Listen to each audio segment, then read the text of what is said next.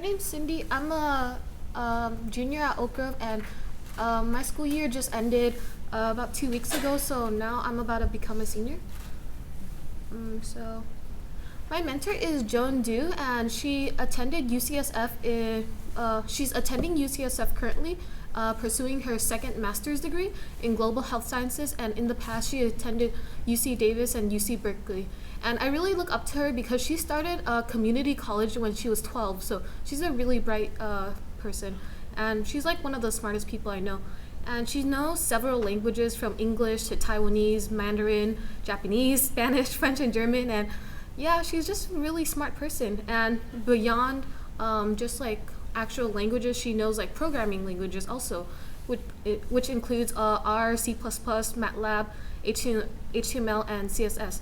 And so in the future, she plans to work in health sciences, possibly as a researcher, because especially at UCSF, since that's where she attends school right now. And her hobbies are just like liking to learn languages, which is why she knows so many. She's constantly pursuing learning more languages as she matures, and spending time with her mother, because as the youngest, I believe, she's the one that takes care of her mother the most. And so my magical experience is when I got to talk with Joan for the first time. We discussed about where we would host the website, what kind of website I wanted to make, and like just like which languages I wanted to learn. And so we decided to first learn HTML, which is like one of the first languages that most people learn. And then from HTML, I learned CSS to customize the HTML. And then after learning those two, I learned JavaScript, all through a website called Code Academy. And Code Academy is like very hands-on and allowed me to learn at my own pace, because they would have tutorials and step-by-step instructions to learn everything. And Joan would help me resolve mistakes in my code that like would not allow me to go on to the next step.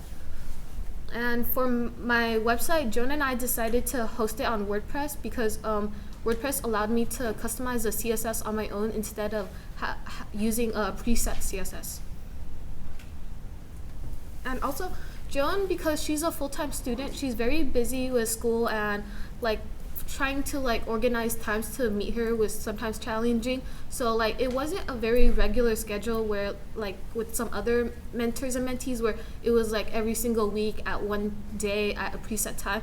It was like maybe we would meet twice this week and like not meet for 2 weeks and meet on like midnight. And it's just like whenever she had time, she would reach out to me either through Skype, Facebook Messenger, or even email. And then I liked learning about what makes a website work and like just resolving some of the problems that went into making websites. And my favorite was learning about CSS because I've always been interested in how websites looked, and just like I like to UIs and things, so that's why I liked CSS to design the website exactly the way I wanted it to look. And so this is what Code Academy looks like. It shows you step by step of how the coding works, and then it tells you instructions to do what's needed. Like here, it was to make the font like cursive, and by assigning a class to the HTML and then editing the class through the CSS. And this is what my website looked like before any CSS at all. And so without CSS, it was very basic, and it had no background. It was just links and just the wording. And through, can I click on this? So this is an example of what my website looks like.